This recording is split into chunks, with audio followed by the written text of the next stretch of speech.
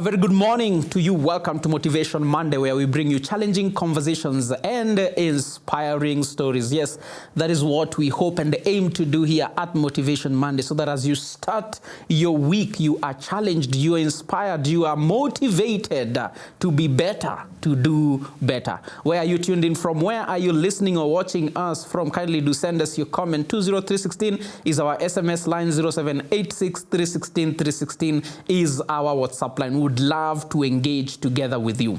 Now, are there things sometimes that happen to us, perhaps in the not so far distant past or in the far distant past, that have an effect on us even today? Are there things that have happened in our lives that have caused what we have come to term as trauma, that we are unable to progress well and in a healthy manner in life just because there are certain things that were done to us or that happened to us, whose effect we have to feel until today? Well, today's conversation is triumphing over trauma. Yes, that is what we will be talking about today. And our guest today is a counselor. She's also a youth worker and the founder and CEO of Tulia Wellness. She will be helping us to tackle that subject, triumphing over trauma. And so kindly join me in this conversation. Maureen Wasike is with us. Karibu sana. Thank you so much. Thank you so much. It's such a joy to be here. Asante, and thank you for agreeing to do this with us. Yes. My absolute pleasure. Now, I know I've done a bit of intro of yourself, but I mean, it is better to hear, as the phrase goes, straight from the horse's mouth. So kindly tell us a bit more about yourself. My name is Maureen Muhongo. Actually, Wasike is my husband's dad, but a lot of people call me Wasike. Oh, so it's Maureen Muhongo. It is Muhongo. Okay. I am married, been married 5 years. I have 2 children, and I love the Lord as my personal savior. I work among youth, currently in Kileleshwa Covenant Community Church, and I'm also a counselor. Counseling has been a passion of mine since I was in high school. But somewhere along the way, as we'd say, trauma. Yes. I told my dad that I wanted to do counseling psychology, and he told me, "Iyo ni course ya watu wamechizi. He's not paying for it."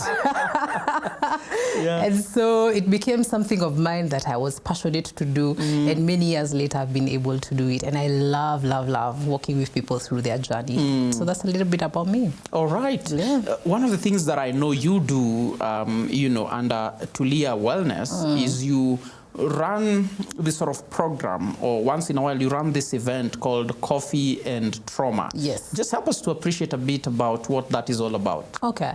So Coffee and Trauma is an event or a safe space we created for people to be comfortable to talk about their trauma. And so we combined 2 strong things, coffee and trauma, and say that when you can't speak or when you can't say anything, just sip on your coffee. Because we all need extra coffee, but we don't need any more trauma. Yeah. It's a safe space where people can talk about their trauma, what has happened to them, how they responded, how they're dealing with it, how they're going through it.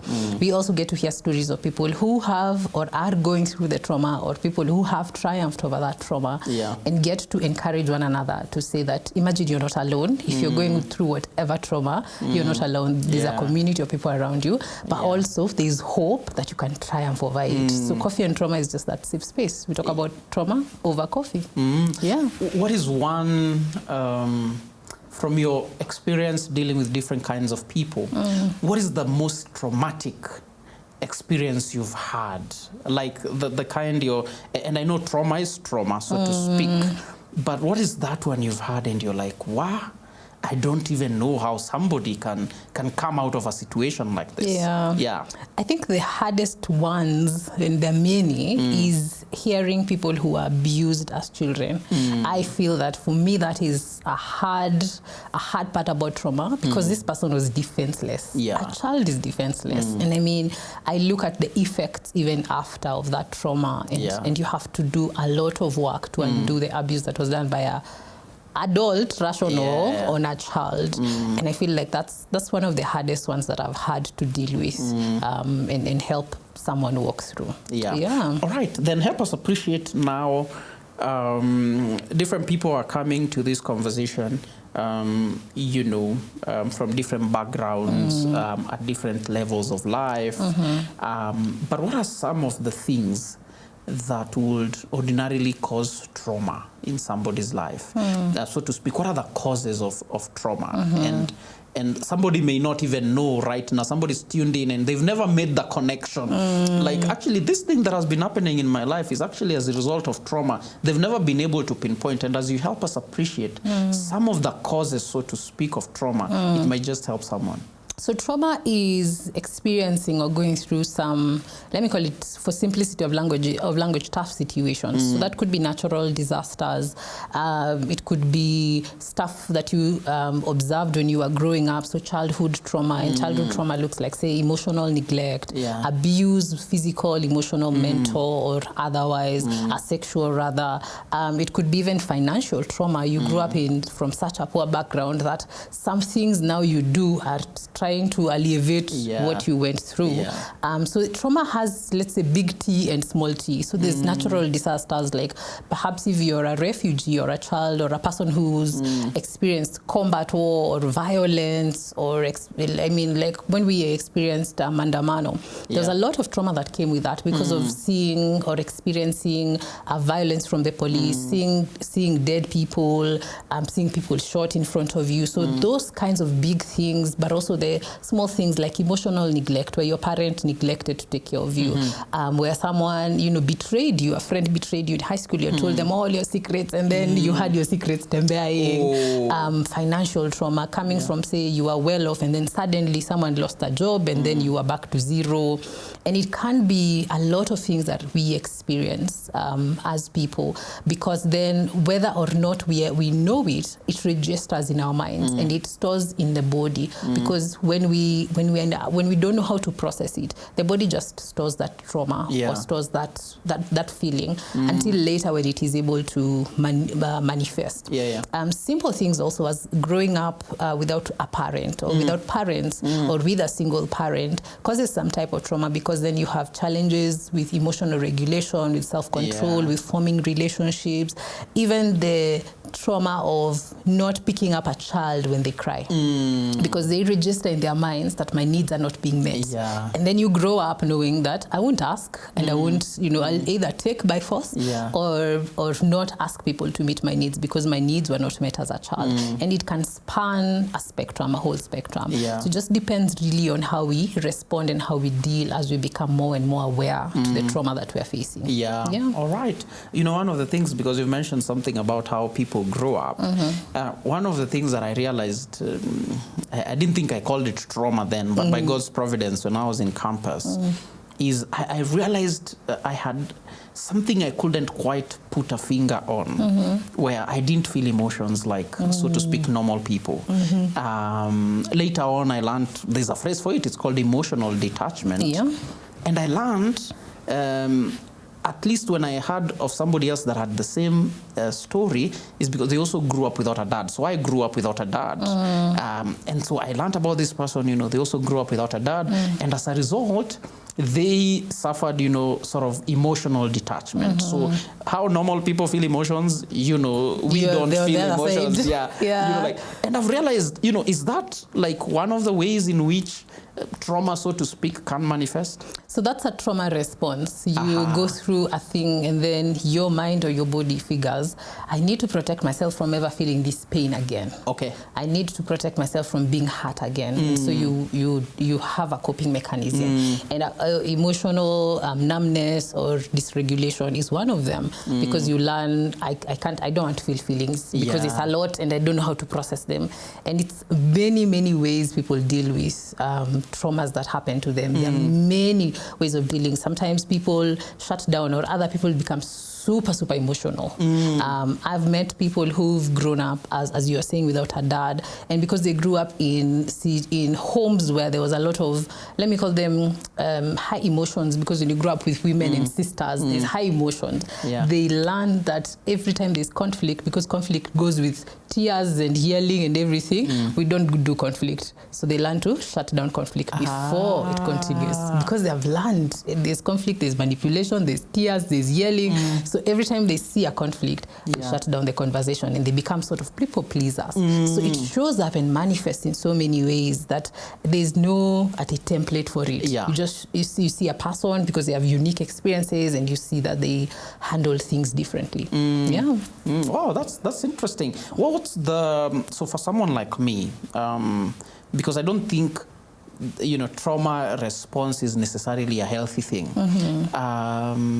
Just speak into that space in terms of I may be thinking, this is who I am, and I am fine. I am not where I used to be. But could it be that you've just swung from one extreme into another? It's possible. Trauma responses are, let me say, they're a good thing. They're like emotions. Emotions are a good thing because they show you what is going on where. Even though some emotions are labeled negative emotions like anger and sadness. So trauma responses are a good thing because it's your body telling you what matters and what is important to you. And so the goal usually, even with counseling, is to get you to a place where you have healthy trauma responses. So that then you're able to realize, I have anxiety perhaps when I feel a conflict is coming up at work, and this anxiety is coming from what I used to think or how I used to feel when I was growing up. So you go to therapy and deal with that so that when a conflict comes up at work, you don't have a people-pleasing tendency. You're actually assertive to say, this is where I stand on the matter. This is what I think we should do. This is what I am going to do. So you have a healthy trauma response as opposed to just saying, it's fine, guys, it's fine, it's okay, I'll do whatever you want. So it's learning to realizing that my trauma responses are a certain kind of way. Let me give you an example. People who grow up from a place where there isn't a lot of financial affluence, so to speak, or they're not well off, they grow up and their one motivation in life becomes to make money. That's true. I'm sure you've heard the stories of someone who grew up in the village and they never used to eat chicken or chapati. They used to eat it once. Yes. And they grow up and they decide, me, when I have money, I will always make chicken and chapati. Like it will be flowing in my house. And what that person is doing, whether they realize it or not, is that they're trying to resolve their past. Instead of living in the present. They're trying to resolve their past. So what happens is their children have chicken and chapati and chips so much, they don't care for chapati. And so the parent is wondering, why is it that you guys don't see how important chapati is for this household? And the children are just like, it's normal for us. We grew up with it. You're spoiled. You can't appreciate what I've given you. And so it's to realize that you can't solve the past. You can't resolve the past. No amount of chicken or chapati, no amount of trying to make money to empower your family, no amount of doing things in the present can resolve your past. The first trauma response is usually accepting that the past is the past. The past is the past. And so then to realize that whatever situations were there in the past, I cannot resolve them, but I can live in my present the best way possible. Because it doesn't matter what yesterday was. It won't matter what tomorrow was. Today is what matters. Today is what God has given us. And today is when we need to make the right choices. Many people growing up perhaps from a broken marriage have certain notions about marriage. And when they meet someone in a relationship, they're already judging this person based on the things they have been through. They're like, unakaka babangu, ama hapana, are you measuring up? If their dad didn't have money, then they have this idea, whether they realize it or not, that I have to meet a man or a woman who has money. And so that becomes the first motivation. If a guy doesn't have money, he's checked off the list first and married next.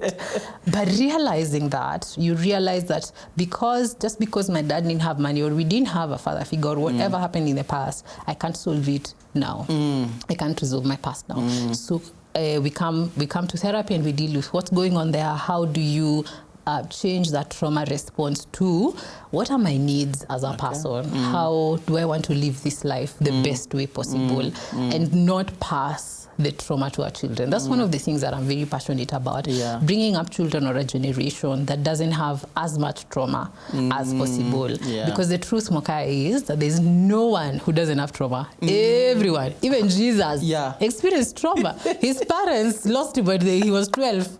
I mean, that's trauma. If your parents lose you for 3 days, they don't know where you are. They don't know where you are. Oops, where is this child? And then they find him, they're like, what are you doing here, boy? It's like, that was your father's house. I mean, everyone faces trauma. It's how we respond to it that really matters. It's how we decide from, I know what I went through. I know what effects it's causing. How do I now better live my life to honor God, not resolve my past? I like that. And there's something you've mentioned, and maybe I would just like you to dig deeper into it. Sort of, in my mind, the phrase that is coming is generational trauma, where if we use the analogy of that chapati kuku guy, you know, now in trying to resolve his past, you know, he sort of may bring about a new level of trauma to his children. I was reading an article by an African-American, you know, scholar on New York Times, and the heading of the article was "Help!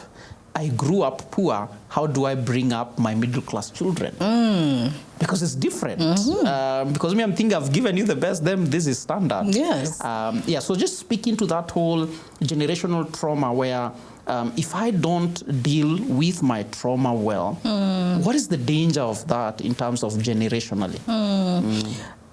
Generationally, when we don't deal with our trauma, when we don't face our issues, we are highly susceptible to passing them on. Highly. Because of the things that we go through, we try to alleviate the suffering we went through, and many times cause more suffering to come to the new family, because they don't know what they're going through, and you're not dealing, you're not talking about it. The next suffering helps. Let me give you an example. My dad, when my dad was growing up, his dad, my grandfather, told them that education is the best gift I'm going to give you. So it's not business or money or whatever, it's education. And so when my dad was bringing us up, guess what he gave us as the best gift? Education. Love and affection was Uko number 15. Education is the greatest gift. And he didn't care about how we felt or connections or anything. He was like, I'm taking you to the best schools. You're doing like I'm giving you everything. And what we needed was education and love and affection. And so we grew up with a present absent dad. So then I show up in my relationships. Just before I met my husband, I remember, and I tell this story a lot, that I met my husband and he was very open and he was showing me unconditional love. And I had no clue what the hell that is. I was like, bro, you're a lot. Please go away, because I don't know what you want. Because in my family, I'd been taught you do something good, you are appreciated for it. Conditional love. So because you grow up with conditional love, education is great, and I love that we were educated and my dad gave everything. We missed an important element of love and connection. So we didn't know what unconditional love is. So one of the important relationships that was affected for me was my relationship with God. Because God gives unconditional love. And me, I'm used to conditional love. So me, I was busy working for it. I'm like, God, you can't just forgive me. Surely I have to work for it. And unconditional love was such a foreign concept to me until later when I went to therapy. I was doing mandatory therapy for my courses, and I realized I don't know how to do unconditional love. And my therapist helped me to unpack what that looked like, to forgive my dad, because that's what he knew to give. He knew to give education. He didn't know affection, and my grandpa was not very affectionate. Even by the time he was dying, he was not affectionate. And so I had to be open to learn, how do I give my children what they need as opposed to what I think they need? Because I think if my dad was asked, he thinks we need great education. We need both great education and love and affection. And so I had to unlearn my habits about conditional love and finally accept to date my husband and to see him for his unconditional love. And now that I'm bringing up a family, to be keen to know just because I didn't receive, I received conditional love with my children, doesn't mean that my children, all they need is conditional love or words of affirmation or affection or nini. Yeah. Like, it's not the only thing, so that I'm always giving love and affection and perhaps ignoring other needs that they have. And that's the power of generational trauma. Yeah. That if you don't break it at some point, and it's a constant work, you continue to, you try to either resolve the past or sort the future. Yeah. And that's detrimental, both sides. So you have to deal with the things that affect you, because if you don't, you're going to pass on them to your children. Yeah. If you don't, even issues of alcoholism. I was working with a young man recently, and one of the sessions we did is going back to your roots and asking, where are you from? What are your people like? What are the things that they have done? What are the things they have been through? Yeah. And as we were doing that exercise, he comes from a single parent home. He realized there are more single parent homes in his former or his roots, His lineage, yeah. than normal families. 2 family homes. Yeah. And he was like, I'm surprised that's the case. I'm like, but why? It was right there. You could see it. It is, in fact, his sister is a single parent. And when we don't deal with what that means, how that works, because it's not to say that it's a thing that it's a generational curse that will continue to break. It's just perceptions about men and relationships affect whether or not someone gets into healthy relationships. And unhealthy relationships yield sometimes unhealthy families. And if we don't deal with those perceptions, those mindsets, then they continue to be propagated in the future generations over and over. Yeah, wow. Quite a lot to be unpacked there. Yeah. I want us to listen to a song, so that we can let all that sink in, and then we come back and continue this conversation. Okay. Wow. What is it that you are learning? Are you identifying now your own trauma? Well, today is a good day, because we will be helped to appreciate some of the ways in which at least we can begin triumphing over our trauma. I would love to hear from you. What are some of the trauma responses that you have seen in your own life? Kindly do send us your comments. 20316 is our SMS line. 0786 316 316 is our WhatsApp line. Welcome back. This is Motivation Monday. And indeed, as we like to say it here, we bring you challenging conversations and inspiring stories. Today, this is a challenging story. How can you and I triumph over trauma?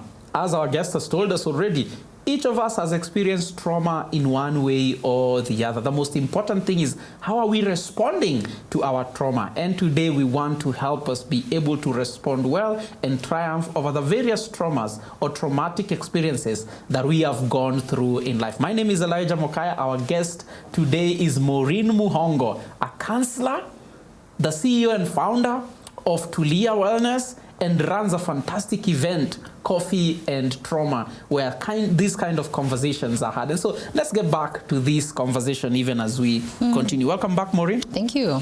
Wow, that first part of this discussion, quite something to chew on, quite heavy, especially when you realize a conversation like this is not mere theoretical. It's not just something we are having that is going over our heads. This is real life, something we have, to deal with. One of the things you mentioned that I really appreciated in that last discussion is, for example, if it is in the context of parenting, we must labor to give our children what they need, not what we perceive and think they need. And so, for example, from your experience, it was easy for you to just think, now what I will give my children is love and affection. And so then what happens there, we may go into another extreme and we deny them other things. But now, help us then sort of appreciate, if we don't deal with trauma. We've mentioned just the bit of the generational effect. But in what other ways does trauma not dealt with well actually affect us in the long haul? One of the biggest ways that trauma affects us is our relationships. Our relationships, because one, in this life we're going to do relationships with people, and that's not just romantic relationships but work relationships, sibling relationships, parental relationships, friendships. When we don't deal with our trauma, those relationships are affected, because then we come into those relationships a wounded or a hurt person and expect that this person is good and fine and they have dealt, so them they should give me the love that I need and me, I'm wounded and affected, you know. It shows up in friendships where, say, for example, you become the kind of friend that is clingy, or why are you leaving me? Well, you shouldn't leave me. We are friends for life. Yeah. You know, we have lack of boundaries in friendships. It shows up in romantic relationships where, and now you've observed it a lot as we deal with young people. Yeah. Relationships are becoming very casual. That's true. Very, very casual. I don't want to be, we're not together, but we're together. We're not together, but we're together. Yeah. It's that attachment, not realizing that you really want affection, but you can't deal with it when it comes, because you're also like, hey, it's a lot, because you haven't dealt with your trauma. Yeah. When you go to work, a work situation, like I talked about, in boundaries or in setting standards of what you know you should do, when we don't deal with our trauma, then it shows up in our workspaces. We become people pleasers. We become people who are shy about, say, showing their potential. Self-doubt, imposter syndrome shows up in our tasks. You know, you get someone who's at work, you can see their potential, but they really can't bring it out because they're afraid. I don't know how people will perceive me, will look at me, You know, it also shows up sometimes as being very aggressive because then we don't want people to see the real us. So we show aggression. You know, it shows up in every single part of life, because then when trauma is undealt with, it is even stored in the body so much that you're having, say, aches and pains everywhere. Trauma is very somatic. Yes. You see, when you don't deal with trauma, it stores itself in the body. Because it is unfinished business. It's not going anywhere. It's once in a while you can cry about it, but it will be stored in the body. It will be stored in your legs, in your calves. It will be stored in your back, it will be stored in your neck muscles, it will be stored in your hands. Even energy, certain energy. I don't know if you know people who, when they are mad, they just clean and clean and clean and clean. And clean. Yes. Because energy is stored in their hands. They're like, I have to get rid of this energy. There are people who sleep. They're resting the energy. You know, so trauma, if not dealt with, even shows up in your body. So you're young, but you feel aches and pains everywhere. You go to a chiropractor, you go where you want to go. If you haven't dealt with that trauma, it will be showing up in your calves, in your important muscles. It stores up, even in your liver, in your kidneys. Trauma stores up there, so that then you start to have lifestyle diseases. You know, it's deeper than just the skin and the relationships. It's also lifestyle diseases, because, say, you're not able to express yourself. And so because you have that dysfunction, so to speak, then all you do what we call obsessive eating, because you don't want to express yourself. Or you feel a certain type of way, and so you smoke a lot. You have a fixation because of stuff that wasn't dealt with when you were 2 years old. So you have a fixation of the mouth, and so you're smoking, you're eating certain things at every point or at every stage of life where it happens. It impacts you so much so that then all your life, then you're trauma responding as opposed to actually living life abundantly. And it's actually quite tragic, because then when you're so used to a trauma response, and this is what I find so interesting, when you're so used to responding a certain way because of your trauma, when you come to therapy and we deal, one of the questions my clients ask me is like, so now what do I do with this thing? Like I'm used to doing, or I'm used to responding like this. How do I respond a new way? Because you know, your body and your mind has already formed patterns. If, say, someone talks to me, this is how I'm going to respond. If, because I was, say, sexually abused as a child, I have feelings about touch and everything. So even when someone is trying to be affectionate to you, you're feeling a certain type of way. And I've worked with married couples who, because of an abuse that happened when they were young and they didn't deal, by the time they come to get married and we're all looking forward to the honeymoon and things, hey, the chick is like, no, don't you dare touch me. Don't you dare. And many people walk that journey without actually dealing with what is happening. People vumilia because you don't know what's happening. So it shows up in almost every aspect of our lives. Trauma is like when you fill a glass with water, and even though you can't close when you can't close the tap, the thing keeps spilling and spilling and spilling, and it will spill and bleed on everyone and everything. Someone could just, you know, have a conversation with you or just be disagreeing about a point, and you are completely, like, you're on level 10. You're vexed about it, you're hot about it because of a possible former trauma that you had, and you felt like people don't listen to me, or people don't hear me. Like, say, a middle child. Middle children have that a lot because they're like, nobody used to listen to me. So when they come to a place where he's in a meeting, they have a great idea. Hey, they feel a certain way when people don't listen to them. Even in a relationship, and say it's a young woman in a relationship and the guy is perhaps a bit overbearing and doesn't listen. She always pops. Always pops because she's thinking, you're not listening to me, just the same way Nani never used to listen to me. So they're loud and they're aggressive and they try to make sure that everyone is listening. You're hearing me one way or another. And the thing is, you just need to go back to trauma and fix what was wrong. And understand that just because people didn't hear you doesn't mean that you don't have value or you're worthless. It means that your voice is important, but it is not to be raised. So speak when you have the opportunity, be assertive to say, listen to me, and to learn how to now respond in a better way. It's everywhere. It's like if you open a tap and we just leave the studio and we all go, you will pattern everything as magic. That's what trauma is like. That's true. Ooh, that's scary. That's scary. Now, not to get controversial, and I try not to, but I mean, we are in Kenya. Please. Do you think some of our leaders, trauma is playing into how they are leading us? Absolutely. Absolutely.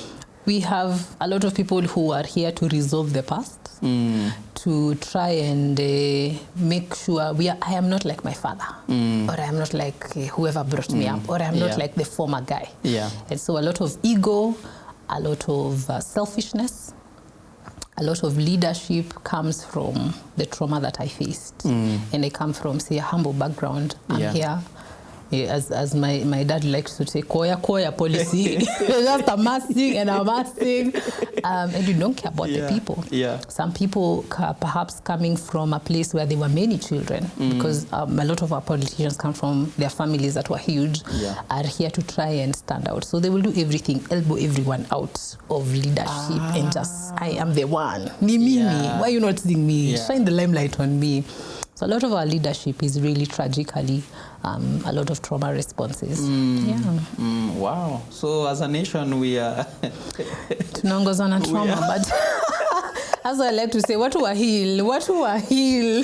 Because what is happening? I mean, when I think about even how we deal with work situations, and I know we like to say that corruption, we have a corrupt government and everything, but at the roots, even us guys are corrupt. That's true. Because even when you go to work, you'll find people elbowing each other out and fighting each other just for a position or clout or something. It is replicated all the way. And so it's not just at our leaders have trauma. It is all of us in the little things we don't deal with. When we rise to a position, it becomes about us, who we are, and what we can do to be seen and to be heard in this place. In fact, let me parallel it and tell you about Saul, the first leader of Israel. When Israel was asking for a king, and God said, choose that guy, Saul was hiding. It's true. Saul was hiding. But when he became king, he made it his mission to be seen, to be heard, to make sure.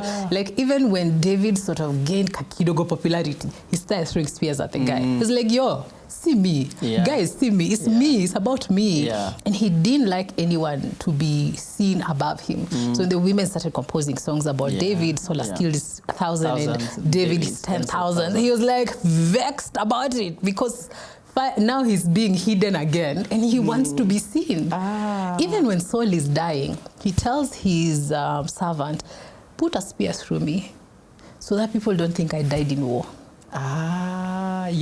Saul is afraid. He has a shame that he carries for a long, long time in his life. And he continues propagating that situation, and so does David and many of the leaders in the Bible. Just pick Saul just to show you the leadership. So it shows up even in leadership. He has a shame that he carries that he doesn't know what to do with, and he doesn't know how to deal with it when finally he gets into this position and people have certain expectations about him. But then there's a shame in that Saul was killed in battle. The king, like, hey, mimi niwe juu haiwezi kwa hiyo ndio story yangu. Yeah. And so many of us deal like that. We carry around this shame, this guilt, this situation, this thing that sort of brands us from where we've come from. Yeah. And we're always trying to resolve it, always trying to be this or the other, so that people don't really see. Because if they really saw who we are, we're afraid they won't like what they see. And we're afraid of that rejection. Because if they reject us, what will we do with ourselves? We're already rejecting ourselves, you know. Saul had this thing where he felt that he needed to be seen as a king of Israel. And so many of us need to be seen a certain way. So we put on a mask. Yeah. You're having a hard time, you're going through maybe depression, anxiety, whatever, but you're like, people can't see me like this. Or the common phrase we hear with our young people, I was going through something and I don't like talking to people about it, so you just disappear. Just sort of fall into the background, deal with your own issues, because you learned when you were growing up, then you come back, you're fresh, you're good. Nilikuwa napitia, but sai niko fiti. Because we learned when we were children, people don't care about us. So we go back to deal with things the way so we hide stuff, we hide diseases we have, we hide issues we are going through, we hide challenges we are facing, because if people really saw us, would they really accept us? And the need to be accepted, Mokaya, is a need that every man has, every woman has, and that's a need that God gave us so that we can fit in families and communities and societies. So when we feel rejected from the get-go, whether it is that you are rejected as a child, as a teenager, or you're self-rejecting, it hurts us so bad that we figure out, our response is, what can I do to ensure people like me? If it's social media, we go big on social media. You have like this alternate personality on social media. You have like this different personality when you're with people, just so that you be accepted. Many of our leaders, many of them have that challenge. Wow. You know, you mentioned that whole thing about acceptance, and I like the angle that you've taken. We are seeking for people to accept us. And yet it is because we don't accept ourselves. Exactly. So that is where the issue is. That's where the issue is. In fact, even to go deeper, we don't accept ourselves because we think we have to be perfect for God to accept us. So we are working on finally accepting ourselves enough to bring ourselves to God, so that God can say, yay, good. Uko sawa. Uko sawa sasa. Not realizing that it doesn't matter what you do, what you say, what you've been through, what sins you've committed. God loves and accepts you. And all he says is, just come. Wow. Just come. So that if then you meet the acceptance of the Lord Jesus Christ, it ceases to be important what people think about you. It only becomes important what God thinks about you. That you're loved, you're secured, you're cared for. All of these things about God, what he says about you, I know you, I love you, I fear not, I am with you. Answer the question of acceptance, so that when you finally accept that, then it doesn't matter what people think. And you're also confident to show your weirdness, because you finally appreciate that weirdness is what makes you unique in Christ. And it becomes such an easy thing then now to have authentic relationships, to have authentic conversations, because a lot of our conversations, especially in relationships, are that if I really tell you what I think about you, you might not accept me, or you might not date me ever again. And so you're like, we'll just pacify the and we've perfected the art of not having real conversations. You know, we just hang out and have fun.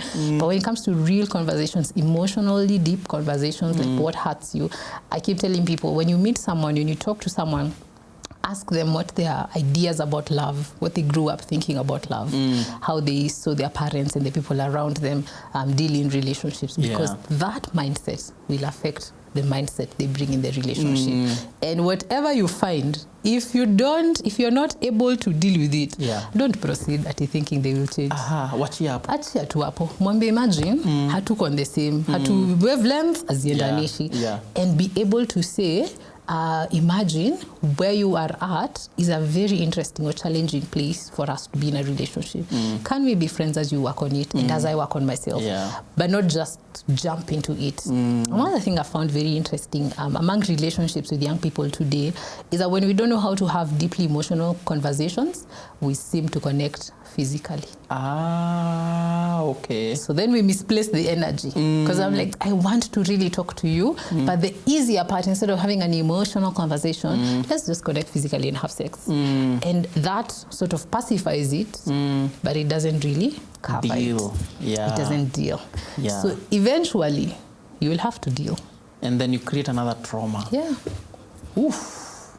By the time we are uncovering all of this to be able to heal, we have to go back to what trauma responses have you been using? We need to stop that. And for many young people, when you tell them you need to stop physically engaging so that you're able to deal with the emotional, they have trouble. They're like, I don't know how to have those conversations. Let's just smash and we are done. Yeah. So it's dealing and knowing that if you're accepted, no matter who you are, by God especially, and accepting yourself, then you can't be able to share with someone and say, I disagree on that, or I am not emotionally able to handle a conversation like that for now. Let's have it some other time. Yeah. To be able to understand and say, this is who I am, I'm dealing with what I'm going through. Sometimes it's hard, sometimes it's challenging, or for the other person to really see you and to say, I can see that this is difficult for you. Yeah. Can we take some time to seek even help and actually seek help for the things that matter? Yeah. Wow. Amazing stuff. I want us to again chew on that, listen to a song, and then we come back. Amazing.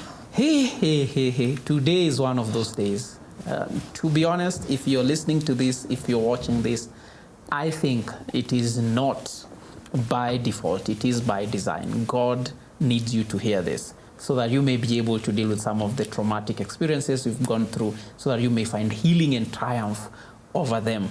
Please send us your comments on what you're hearing and in what ways this conversation is proving useful to you. 20316 again is our SMS line, 0786316316 is our WhatsApp line. But for now, this is Motivation Monday. Are you being motivated today?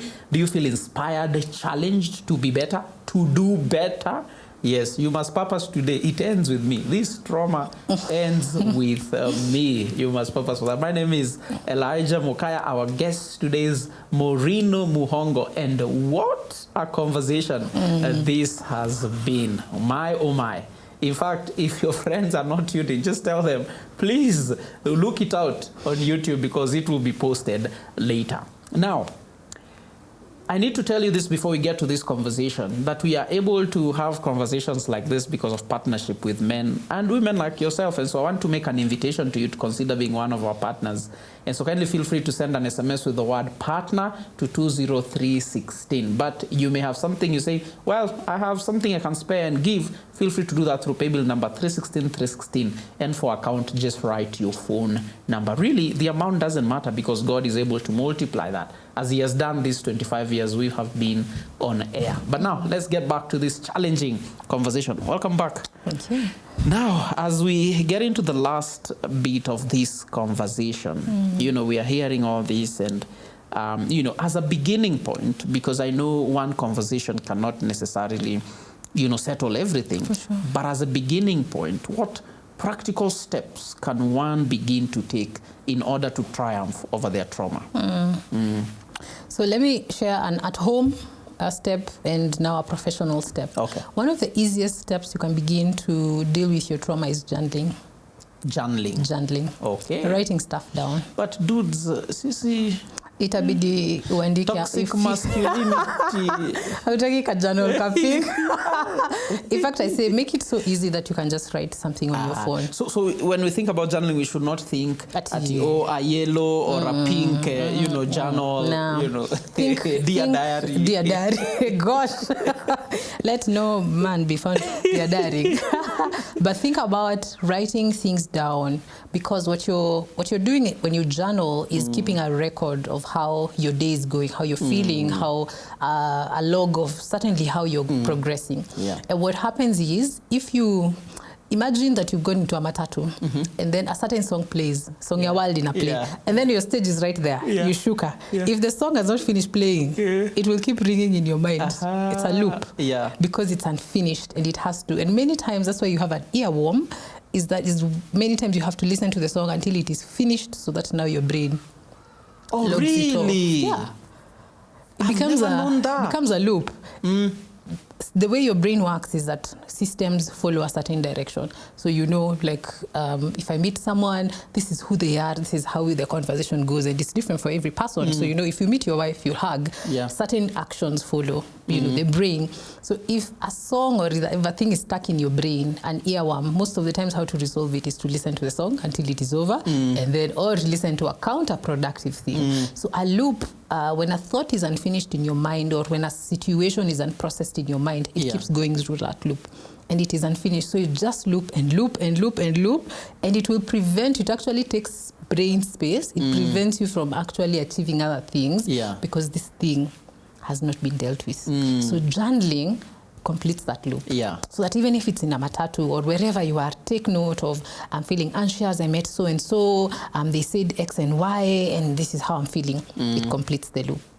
So that thought now is stored in the brain for processing later. So journaling actually helps to keep a log, because then you release that thought from looping in your brain to actually being processed later or in other ways. And so the same with writing down stuff. I was telling a client of mine, always carry your journal. She's a lady, always carry your journal. When you're feeling overwhelmed, go to the loo, sit with your journal and just write. Because you know in the loo, no one will disturb you.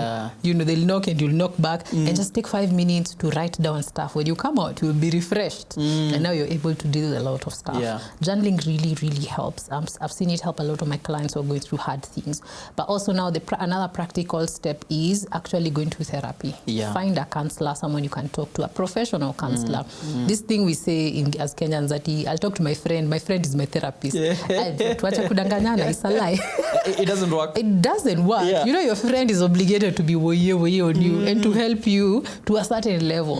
A professional, though, supports you and challenges you in equal measure. So that they ask Mukaya, for example, is it possible that you are misreading this situation? If your friend tells you that, you're like, are you against them or for them? Hey, boo, it becomes like a thing. But a professional actually supports you and challenges you and helps you to see blind spots, things you can't see.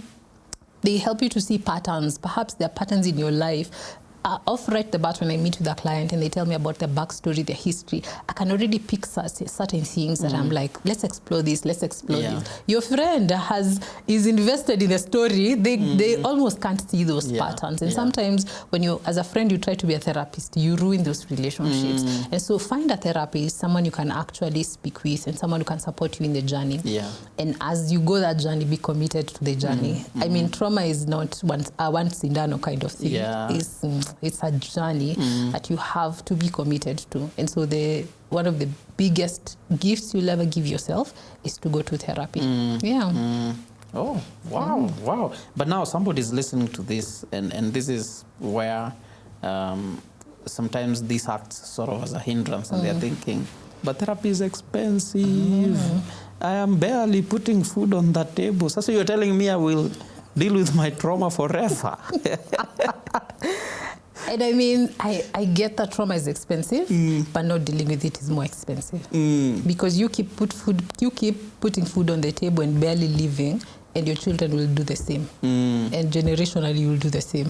So take time or figure out, every one of us can't figure out a way to get therapy. And yes, there are some people for 10,000 a session, but there are also people who do 1,000 a session. There are also spaces where you can get free therapy. And I'll share with you some of those links. But actually go, even if you go for a few sessions, but actually go, because not going is more expensive. It's even worse.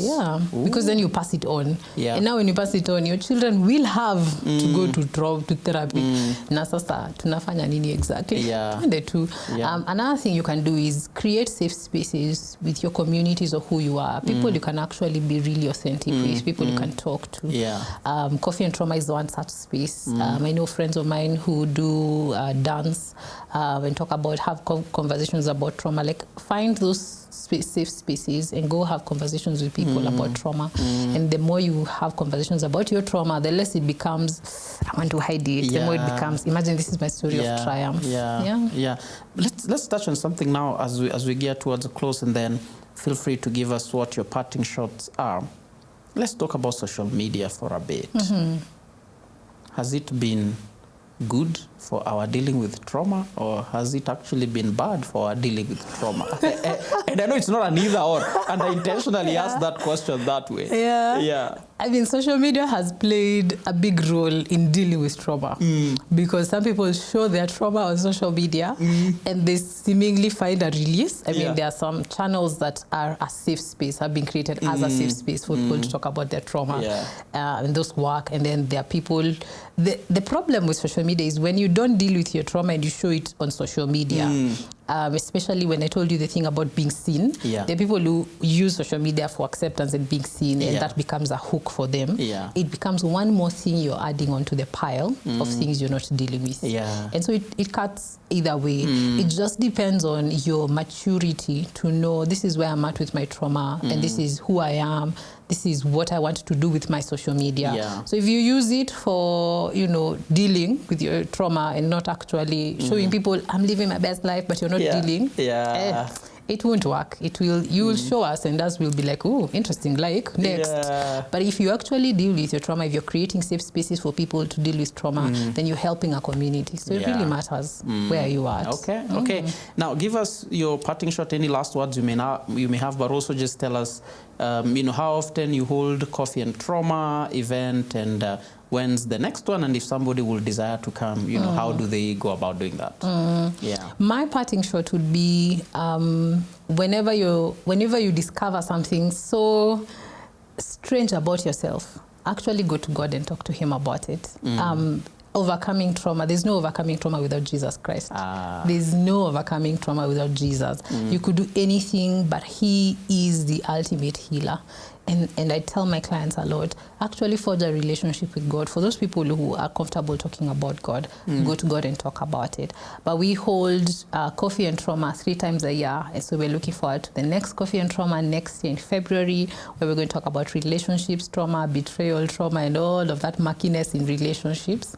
And we can't wait to have you there. All right. Are you on any socials? If somebody would like to reach out to you, I know we'll have your contacts for those that may require that, and if it is okay with you, but just what might be comfortable with you sharing. If somebody wanted to reach out, how can they do that? All right. You can write to us on heytulia@gmail.com. You can go to our socials, Tulia_KE. Tulia is spelled TULLIER. _KE, reach us out, DM us, we'll be able to see your message and respond. And we are well open to having counseling sessions and helping people walk their journey. When you DM us on Instagram, especially, we'll be able to reach out to you. All right. Thank you so much, Maureen. Thank you. Thank you. We thank God for you. And thank you for dealing with your trauma so that you can help us. For sure, it's a journey. It's a journey. But thank you. Thank you so much. This has been awesome. Asante sana. Asante. All right. Well, this has been quite a conversation. Triumphing over trauma. It is our desire, you who is listening, you who is watching, that you don't have to continue that way. You can actually bring an end, to that constant, as we've been told, that loop, that replay that is happening in your life just because you've not processed and dealt with your trauma. And so we hope this conversation is a good beginning point for you. But if you need further conversations around this, feel free to reach out to us. 20316 is our SMS line. 0786316316 is our WhatsApp line. We can link you to our guest today. She will be sending us more links, of resources that will be useful for you. But please do reach out to us. This is the end of our conversation for today, but definitely not the end of our conversation on triumphing over trauma. And so we hope and pray that this will be a starter for you. Until next Monday, the Lord give you healing.